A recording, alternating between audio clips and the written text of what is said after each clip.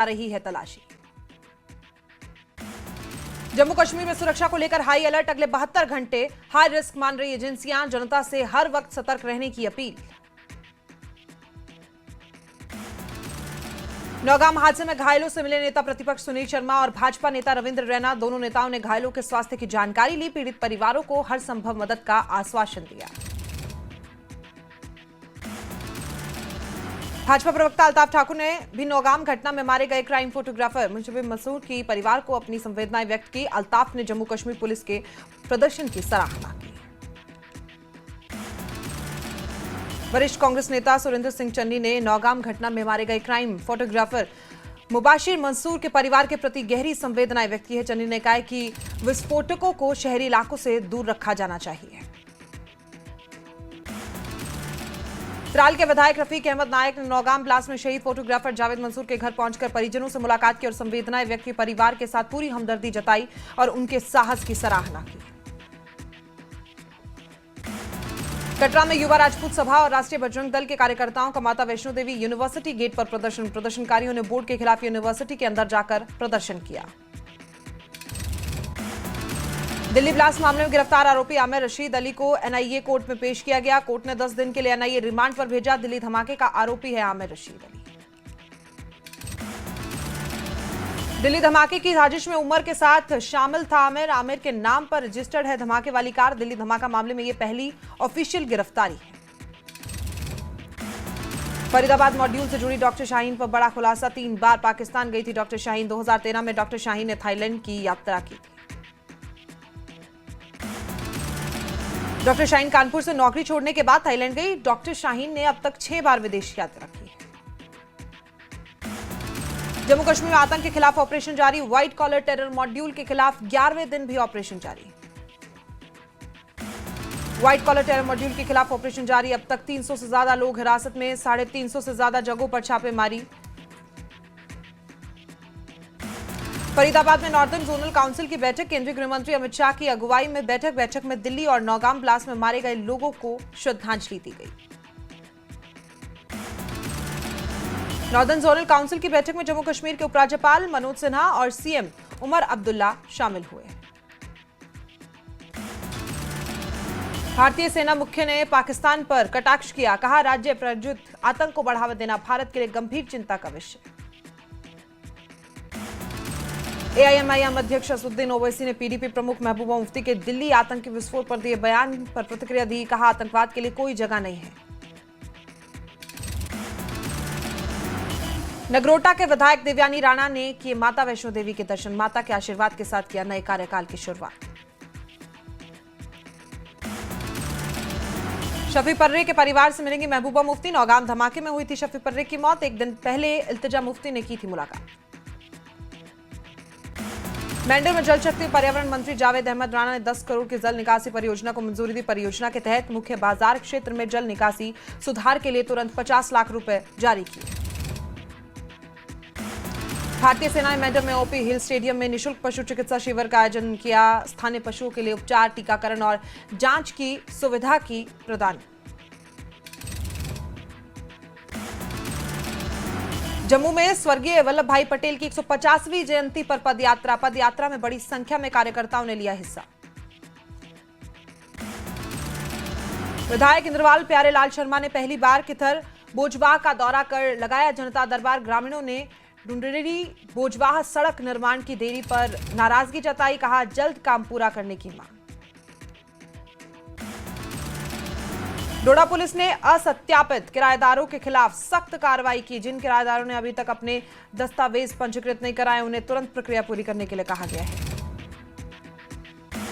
लद्दाख के हालात पर सांसद हाजी हनीफा जान का बयान। कहा, लेह में 24 सितंबर की घटना बेरोजगार युवाओं के गुस्सों का नतीजा। सरकार से इसे अधिक गंभीर मुद्दा न मानते हुए जल्द समाधान निकालने की अपील। नाहन में जिला स्तरीय बास्केटबॉल एसोसिएशन का आयोजन। जिला से 8 टीमों ने लिया प्रतियोगिता में हिस्सा। बास्केटबॉल प्रतियोगिता में नाहन की महिला ने भी हिस्सा लिया। राज्य स्तरीय प्रतियोगिता में भाग लेंगे चयनित प्रतिभागी। आज लाला लाजपत राय की पुण्यतिथि। शिमला स्थित प्रतिमा पर पुष्प अर्पित कर विधायक हरीश जनारथा ने श्रद्धांजलि दी। देश के लिए योगदान को याद किया।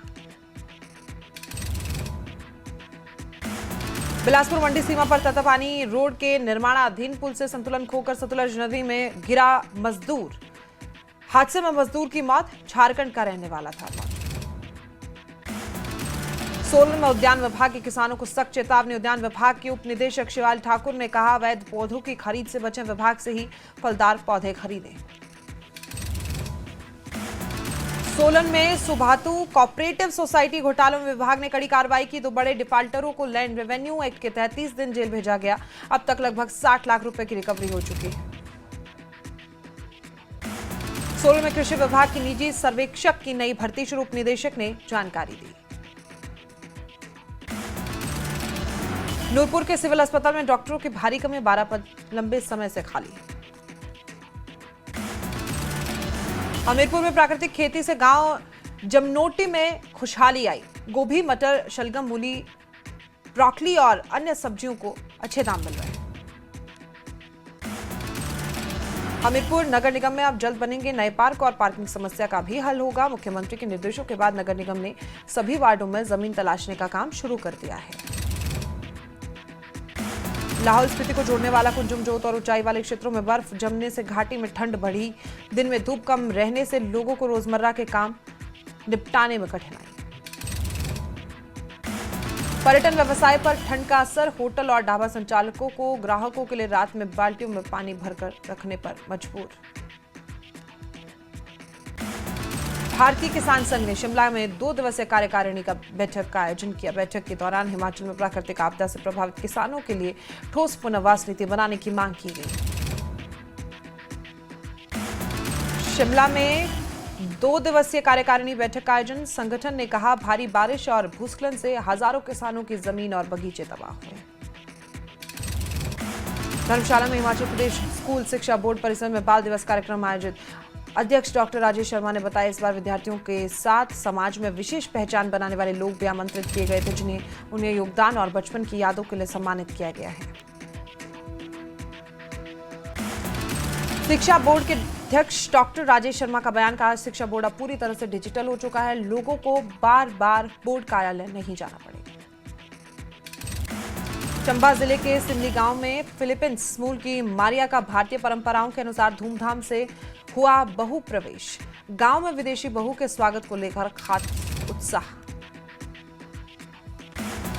रीति रिवाज के अनुसार मारिया ने पानीहार से पानी भरकर घर की चौखट पर रखा कदम चूल्हे का भी विधिवत पूजन किया।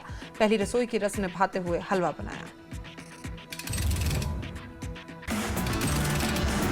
राष्ट्रीय प्रेस दिवस पर धर्मशाला में सूचना और जनसंपर्क विभाग ने प्रतिभ्रामक सूचनाओं के बीच प्रेस की विश्वसनीयता कार्यक्रम किया आयोजित। मीडिया प्रतिनिधियों और विशेषज्ञों ने कार्यक्रम में हिस्सा लिया। कांगड़ा जिले के 1076 सहकारी सभाओं में से 818 को लाभ मिला। नुकसान में चल रही सभाओं को लाभ में लाने के लिए विभाग ने प्रोत्साहित किया।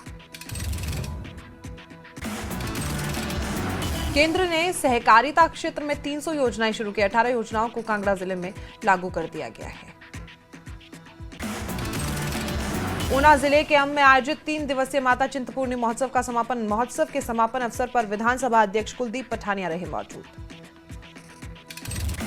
अंतिम सांस्कृतिक संध्या में पंजाबी गायक अमृत मान ने अपनी प्रस्तुति से दर्शकों का मन मोह लिया है। प्रदेश के अन्य जिलों से आए कलाकारों ने हिमाचली संस्कृति और वेशभूषा का सुंदर प्रदर्शन किया।